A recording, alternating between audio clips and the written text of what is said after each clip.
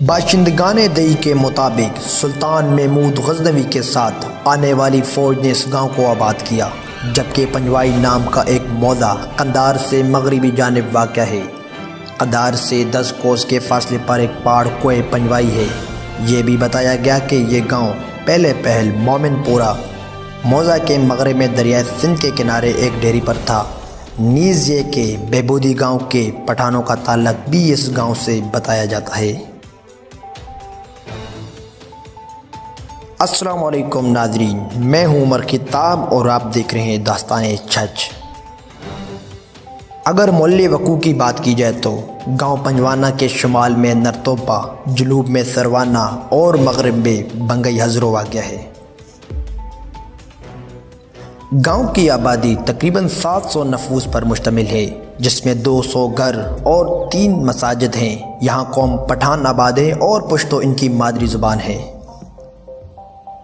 پنجوانہ کے بیشتر لوگوں کا تعلق زراعت سے ہے، جبکہ بعض ملازمت سے وابستہ ہیں۔ اس کے علاوہ اندرون و بیرون ممالک میں کام کرنے والے رقوم بھیجتے رہتے ہیں، جس سے گاؤں کے لوگ جسم و جاں کا رشتہ برقرار رکھے ہوئے ہیں۔ یہاں کی زمین انتہائی زرخیز ہے۔ گندم اور مکئی جیسی نقد آور فصلوں کے علاوہ یہاں سبزیوں میں آلو، گوبھی، مولی، شلجم، ٹماٹر، ٹینڈا وغیرہ کاشت کی جاتی ہیں۔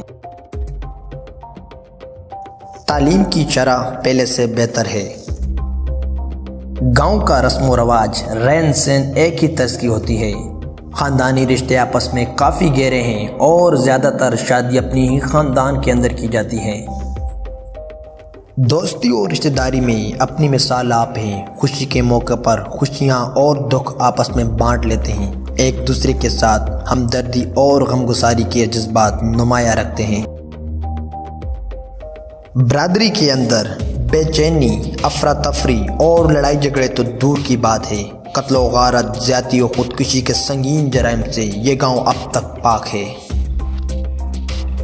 گاؤں کو یہ اعزاز بھی حاصل رہا کہ گاؤں کی ساری آبادی ایک ہی مسجد علی المرتضیٰ میں نماز باجماعت ادا کرتی رہی۔ اب آبادی کی وسعت سے 2 مسجد اور تعمیر کیے گئے، ایک مسجد بلال رضی اللہ تعالیٰ عنہ جو کہ گاؤں کے داخلی راستے پر ہے اور دوسرا گاؤں کے آخر میں۔ یہ بات ایک طرح سے اہل پنجوانہ کی یکسانیت اور مذہبی اعتدال کی بھی خماز ہے۔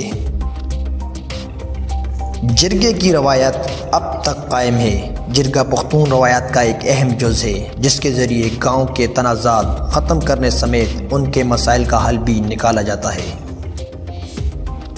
گاؤں کے حجرے اب بھی قائم ہیں، جس میں بڑی تعداد میں لوگ محفل کرتے ہیں۔ عشر کا رواج اب بھی زندہ ہے۔ عشر کا اہتمام گاؤں کے اجتماعی کاموں کے ساتھ ساتھ لوگوں کے ایسے ذاتی کاموں کے لیے بھی کیا جاتا ہے جنہیں انفرادی طور پر کرنا آسان نہیں ہوتا۔ اس رواج کی سب سے خاص بات یہ ہے کہ ان کاموں کو بغیر کسی معاوضے کے رضاکارانہ طور پر انجام دیا جاتا ہے۔ گاؤں میں ہر جمعرات کو تاجدار کائنات صلی اللہ علیہ وآلہ وسلم پر اجتماعی طور پر درود بھیجا جاتا ہے، جس میں چھوٹے بڑے سب نمازی حصہ لیتے ہیں اور یہ سلسلہ سالوں سے چلا آ رہا ہے۔ سالانہ میلاد مصطفیٰ جلوس ہزرو کے 80 پارٹیوں میں گزشتہ 5 سالوں سے پہلا پوزیشن حاصل کرنے والا گاؤں بھی پنجوانہ ہے۔ 19 فروری 2022 کو مناج ویلفیئر پنجوانہ کے نام سے ویلفیئر کا آغاز بھی ہوا۔ گاؤں پنجوانہ کے مشہور مقامات کی بات کی جائے تو مسجد علی المرتضیٰ، گاؤں کا پہلا اور قدیم ترین مسجد۔ پرانا کنواں، جسے پرانا کنواں یا زوڑ کنواں بھی کہا جاتا ہے، جو کہ 500 سال پرانا تصور کیا جاتا ہے۔ پنجوانہ کھجور ڈیری، بزرگوں کے مطابق پہل گاؤں پنجوانہ یہاں آباد تھا۔ پنجوانہ قبرستان، گاؤں کا پرانا اور سب سے بڑا قبرستان۔ اس کے ساتھ مشرق کی طرف ایک ڈیری جس پر مشہور چیل غازی بابا کا مزار ہے، اس میں 40 شہداء یا غازیان اسلام دفن ہیں۔ گاؤں پنجوانہ کی مشاہیر یا شخصیات کی بات کی جائے تو مولانا غلام عباس رحمۃ اللہ علیہ المعروف ابا، شیخ الفقہ، فاضل دار العلوم دیوبند انڈیا اتر پردیش۔ ابا ایک صاحب کرامت بزرگ تھے۔ آپ اس وقت کے چند بڑے بڑے علماء کی فہرست میں شمار کیے جاتے ہیں۔ گاؤں کے علاوہ دور دور سے لوگ آپ کے پاس دینی و دنیاوی مسائل کے حل کے لیے آتے ہیں۔ مولانا غلام عباس رحمۃ اللہ علیہ کی کرامت کہ آپ کی وفات پر قبر کی کھدائی کے دوران قبر مبارک سے جنتیوں کا پھل یعنی انجیر برآمد ہوا۔ اس کرامت کے عینی شاہد اب بھی حیات ہیں۔ مولانا ابراہیم کے والد مولانا بایزید خان گاؤں کے مشہور عالم دین رہے۔